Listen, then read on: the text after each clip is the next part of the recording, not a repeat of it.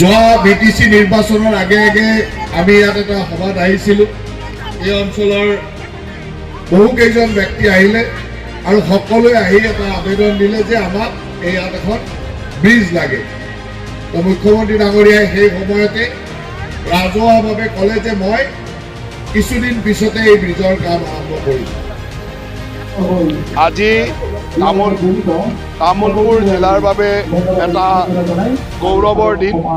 আজি তামোলপুৰ জিলাৰ নাগৰিজুলি অঞ্চলত অলপ আগতে আমি এখন ডিগ্ৰী কলেজৰ শিলান্যাস কৰিলোঁ। বহু বছৰ ধৰি স্বাধীনতাৰ ৭৮ বছৰ পাৰ হ'ল, আমাৰ ইয়াতে এখন কলেজ নাছিলে আৰু সেই পৰিৱেশৰ পৰা আহি আজি নাগৰিজুলিত এখন ডিগ্ৰী কলেজ ৫০ বিঘা মাটি সামৰি এখন সুন্দৰ ডিগ্ৰী কলেজৰ নিৰ্মাণ কাৰ্যৰ আজি শুভাৰম্ভণি কৰিলোঁ। তাৰ লগে লগে গোৰেশ্বৰবাসীৰ কাৰণে এটা ডাঙৰ সমস্যা আছিল যে ৰেল লাইনৰ ওপৰত এখন অভাৰব্ৰিজ। গোৰেশ্বৰ অঞ্চললৈ যিয়ে আহে এই ৰেল লাইনটো প্ৰায়ে বন্ধ হৈ থাকে, অজস্ৰ যান জঁটৰ সৃষ্টি হয়।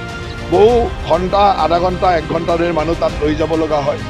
ৰাইজৰ এটা আগ্ৰহ আছিল তাত এখন ফ্লাইঅভাৰ হ'ব লাগে আৰু আজি ১৩৬ কোটি টকা ব্যয়েৰে এখন প্ৰায় ১.৫ কিলোমিটাৰ দৈৰ্ঘ্যৰ এখন ফ্লাইঅভাৰ নিৰ্মাণ কৰিবৰ কাৰণে আজি শিলান্যাস কৰিলোঁ।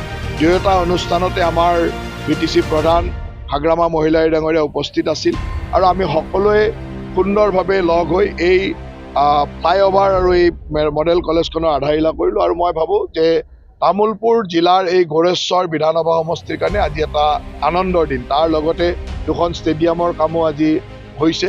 গতিকে সকলো উন্নয়নৰ বিকাশৰ কাম হৈছে, সকলোৱে আনন্দ লাভ কৰিছোঁ আৰু সকলোৱে ইয়াতে আহি শুভেচ্ছা প্ৰদান কৰিছে। মই ভাবোঁ যে এই বিকাশৰ জয়যাত্ৰা তীব্ৰ গতিত চলি থাকিব। বিগত সময়ত যেনেকৈ চলিছে আকৌ তীব্ৰ গতিৰে চলিব। এই ২-৪ দিনৰ ভিতৰতে আভাষিকভাৱে তামোলপুৰ জিলাৰ জিলা আয়ুক্ত কাৰ্যালয়টো মুখ্যমন্ত্ৰী ডাঙৰীয়াই শুভ উন্মোচন কৰিব। গতিকে প্ৰতিটো কামেই যোৱা চৰকাৰৰ সময়ত আমি ৰাইজক যিমানখিনি কথা কৈছিলোঁ সেই সকলো কামেই আজি পূৰ্ণ কৰি আনন্দ অনুভৱ কৰিছোঁ। মই ১৩৬ কোটি টকা তাত চাই ল'ব, ১৩৬ কোটি টকা ১৩৫.৭৫ কোটি টকা গোটেই DPR নহওক এটা এমাউণ্ট হ'ব নোৱাৰে নহয়। গতিকে যোনে, কাৰণ এতিয়া নিৰ্বাচন আহিছেতো মানুহে বিভিন্ন ধৰণে অপপ্ৰচাৰ চলাবলৈ চেষ্টা কৰিব, কিন্তু মনত ৰাখিব যে আমাৰ দিনত আমি যি কথা কওঁ মুখ্যমন্ত্ৰী ডাঙৰীয়াই যেতিয়াই য'ত যি কথা কৈ যায় সেই কাম কৰি দেখুৱায় আৰু সেইকাৰণে মুখ্যমন্ত্ৰী ডাঙৰীয়াক ৰাইজে ইমান মৰম কৰে।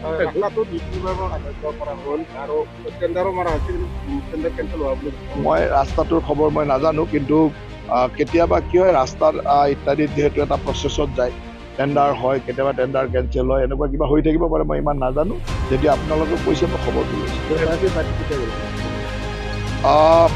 আমাৰ দলৰ প্ৰাৰ্থী কেতিয়া ঘোষণা কৰিব সেইটো পাৰ্লিয়ামেণ্টাৰী বৰ্ডৰ মিটিং নোহোৱালৈকে আমিও ক'ব নোৱাৰোঁ, কিন্তু মোটামুটিকৈ পাৰ্লিয়ামেণ্টাৰী বৰ্ডৰ মিটিং হয়তো অহা এসপ্তাহৰ ভিতৰত হ'ব আৰু পাৰ্লিয়ামেণ্টাৰী বৰ্ডৰ মিটিং হোৱাৰ লগে লগে প্ৰথমখন তালিকা হয়তো ঘোষণা হ'ব আৰু একেলগেও ঘোষণা হ'ব পাৰে।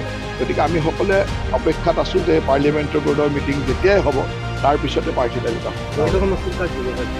এতিয়ালৈকে আমাৰ মানে পাৰ্লিয়ামেণ্টাৰী বৰ্ড নবহালৈকে কোনোৱে ক'ব নোৱাৰে, আৰু সেই ক্ষেত্ৰত পাৰ্লিয়ামেণ্টাৰী বৰ্ডে সৰ্বোচ্চ। গতিকে এতিয়া কেনেকৈ ক'ম, সেইটো এটা সম্ভৱেই নহয়। সেই কথাটো কোনোৱে ক'ব নোৱাৰে। ৰাজনীতিত এনেকুৱা অসম্ভৱ কথা এটা কোনে ক'ব পাৰিব। এইবাৰ কেইবাখনো অহা ১৩ তাৰিখে প্ৰধানমন্ত্ৰী ডাঙৰীয়া আহিব কোকৰাঝাৰলৈ, আৰু কোকৰাঝাৰৰ প্ৰায় অসমমালাৰ বহুকেইটা ৰাস্তা, গোটেই অসমতে অসমমালাৰ বহুকেইটা ৰাস্তা BTCত কিছুদিন আগতে আমাৰ মুখ্যমন্ত্ৰী ডাঙৰীয়াই যিটো ১,০০০ কোটি টকাৰ পেকেজ দিছিলে সেই পেকেজৰ অধীনত কেইবাখনো দলং, ৰাস্তা, এনেকৈ বহুখিনি কাম একেলগে সিদিনাখনেই শুভাৰম্ভণি বা শিলান্যাস হ'ব। গতিকে সিদিনাখন আপোনালোকে গমেই পাব কি কি হ'ব। আমি